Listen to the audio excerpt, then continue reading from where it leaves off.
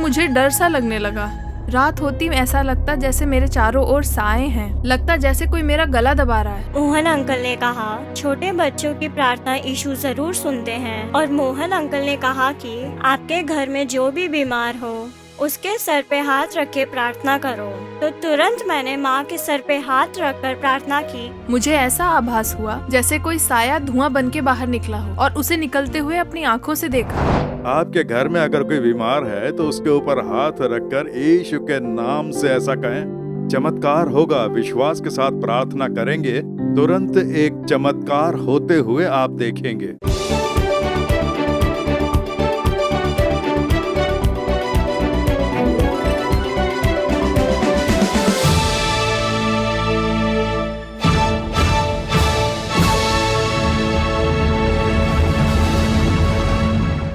प्रिय दर्शकों, यीशु मसीह के पवित्र नाम से ये आपका अद्भुत समय है। इस कार्यक्रम में आपका स्वागत है। हर सप्ताह इस कार्यक्रम के द्वारा आप अनेक लोग चमत्कार पा रहे हैं। उसके लिए हम परमेश्वर को धन्य कहते हैं। हो सकता है ये कार्यक्रम देखने वाले आपके जीवन में किसी न किसी उलझन के कारण, किसी डर के साथ इस कार्यक्रम को देखकर क्या मुझे भी शांति मिलेगी, इस अपेक्षा के साथ आप ये कार्यक्रम देख रहे होंगे।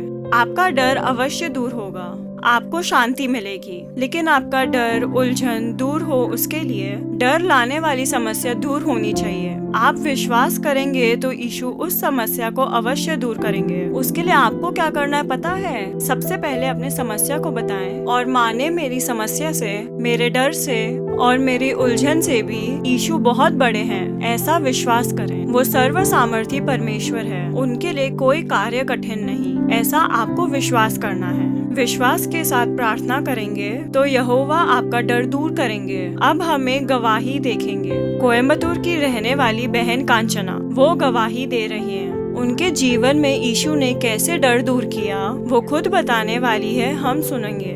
और उसके बाद भाई मोहन सिलासरस आप सबके चमत्कारों के लिए सुसमाचार देकर प्रार्थना करेंगे। विश्वास के साथ सुसमाचार सुने, प्रार्थना करें। यहोवा अवश्य आपका डर दूर करेंगे, उलझन और समस्या भी दूर करेंगे, क्योंकि ये आपका अद्भुत समय है।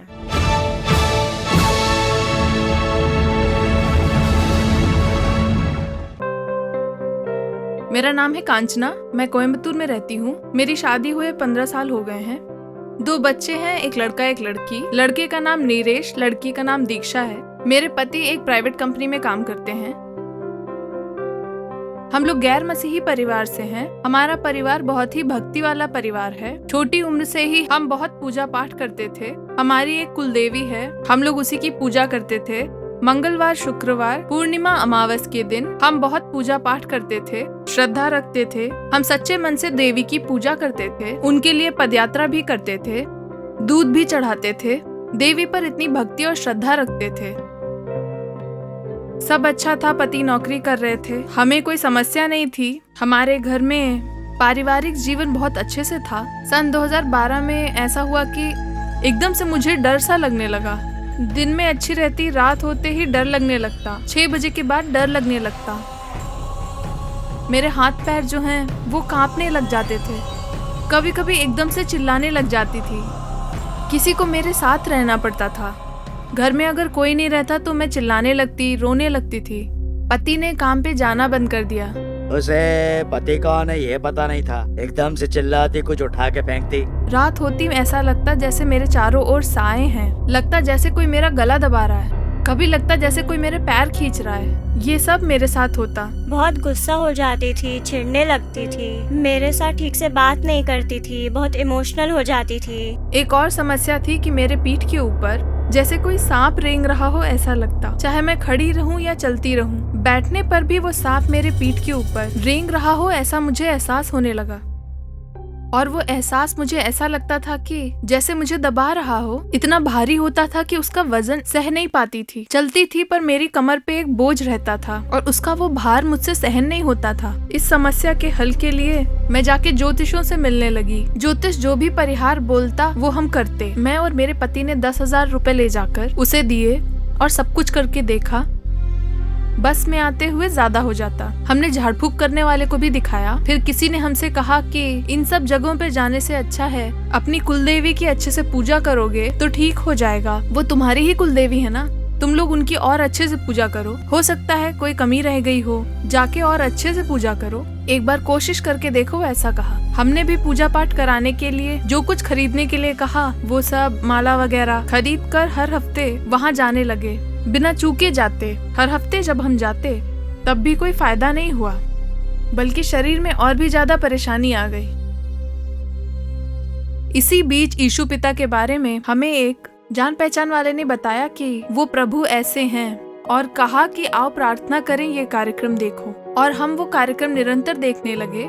और जब निरंतर देखने लगे तब भी मेरी समस्या वैसी ही थी, बिल्कुल भी ठीक नहीं हुई। तब मैं कोई हफ्ता देखती थी, हमेशा नहीं देखती थी। ऐसे में सन 2022 दिसंबर के महीने में रविवार के दिन आओ प्रार्थना करें ये कार्यक्रम देखने का मेरा मन किया। सुबह से ही मैं ये सोचकर बैठी हुई थी कि आज मैं कुछ भी करके ये कार्यक्रम देखूंगी। फिर सोचा प्रभु आज के दिन ही देखने के लिए क्यों बोल रहे हैं, आज स्पेशल क्या है। ठीक है, मैं यूट्यूब में देखती हूँ और मोबाइल में यूट्यूब खोलकर हम देखने लगे। उस दिन अद्भुत महोत्सव, मैं हमेशा सोचती रही कि अद्भुत महोत्सव का जो कार्यक्रम है वो देखना है। और जब मैं देख रही थी, मोहन अंकल ने कहा छोटे बच्चों की प्रार्थना यीशु जरूर सुनते हैं। और मोहन अंकल ने कहा कि आपके घर में जो भी बीमार हो उसके सर पे हाथ रख के प्रार्थना करो।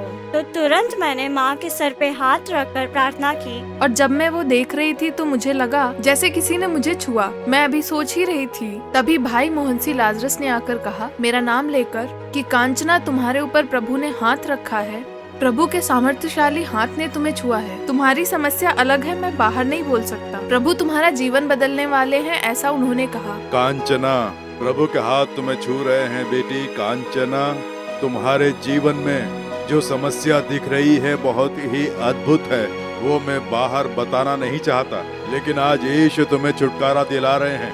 आज से ही तुम बदलाव देखोगी। तुम्हारे लिए यीशु एक नया कार्य कर रहे हैं, एक नया जीवन प्रदान कर रहे हैं। यीशु को धन्य कहो। मोहन ब्रदर ने जब मेरा नाम लेकर पुकारा उसके बाद मुझे ऐसा आभास हुआ जैसे कोई साया धुआं बन के बाहर निकला हो और उसे निकलते हुए अपनी आंखों से देखा।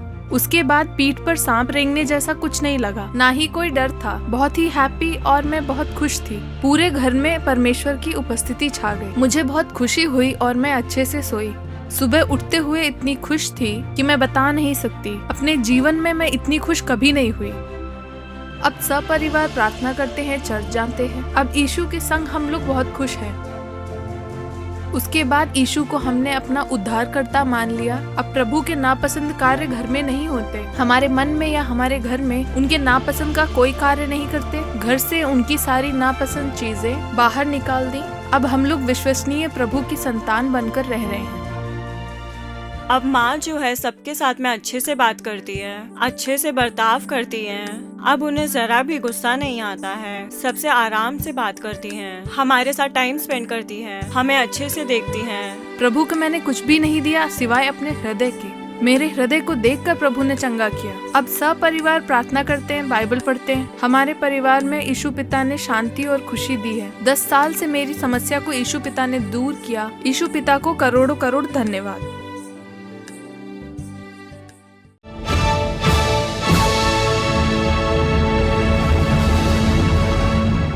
मेरे प्रिय मित्रों, यीशु मसीह के नाम से आपका हार्दिक स्वागत है। प्रभु यीशु मसीह आज आपके जीवन में एक चमत्कार करके आपको प्रसन्न करेंगे।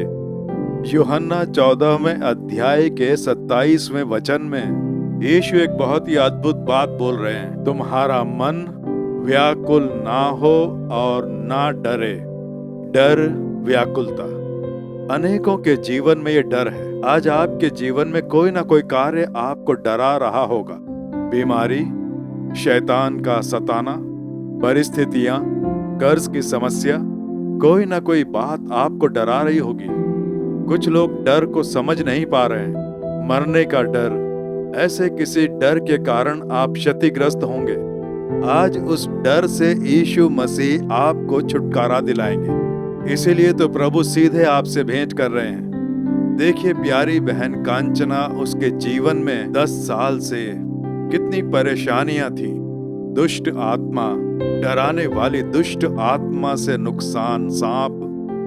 बाइबल में कहा गया है कि पुराना अजगर सांप, वो सांप शैतान ने सांप के रूप में आकर हव्वा को लालची बनाया, धोखा दिया और उसे पाप में और शाप में धकेल दिया। वो एक सर्प आत्मा है। अब देखिए, जैसा उसने कहा कि उसकी कमर पर सांप रेंगने जैसा, चलते फिरते कहीं जाए आए तो लगता है जैसे शरीर पर कोई सांप रेंग रहा हो। तो कैसा लगेगा? लोग कहेंगे कि इस पर कैसे विश्वास करें। ये बात विश्वास ना करने जैसी ही तो है। रात को सो नहीं पाएंगे, डर। इसीलिए जब देखो गुस्सा, चिड़चिड़ापन होता है, बहुत परेशानी। दूसरे लोग समझ नहीं पाएंगे। शैतान ज्यादातर जो समस्याएं लेकर आता है उन्हें मनुष्य समझ नहीं पाता है, क्योंकि हमेशा वो अपनी दुष्क्रियाएं करता रहता है। और हम बाइबल में ये पढ़ते हैं, तंत्र मंत्र, जादू टोना, इस बारे में बाइबल में लिखा गया है और हम ज्यादातर ये होते हुए देखते हैं। ये बहन भी इसी तरह से क्षतिग्रस्त थी, लेकिन देखिए यीशु नाम के सच्चे परमेश्वर को जानने के बाद उसे छुटकारा मिला। बस यही बात है। आपको अगर इससे छुटकारा पाना है तो परिहार करें, वहां जाकर कुछ तंत्र मंत्र करो कहेंगे तो वो उसके लिए पैसे मांगते हैं। 10,000, 20,000, 30,000 पैसे मांगते हैं। पैसे देने के बाद अगर आपको छुटकारा मिल भी जाता है तो वो सचमुच का छुटकारा नहीं होगा। ये आप अच्छे से जान लें। जो भी ईश्वर हमें छुटकारा मुफ्त में दिलाता है वो सच्चा ईश्वर है, सबके सामने दिखने वाला। उसके सामने जाकर छुटकारा दिलाने के लिए कहेंगे तो उसके लिए पैसे दे, ये दे, वो दे अगर कहेंगे तो वो आपको सच्चा छुटकारा दिला ही नहीं सकता। ये बात जान लें, क्योंकि ये धोखा देने के कार्य हैं। लेकिन सच्चा ईश्वर हमेशा मुफ्त में छुटकारा दिलाता है।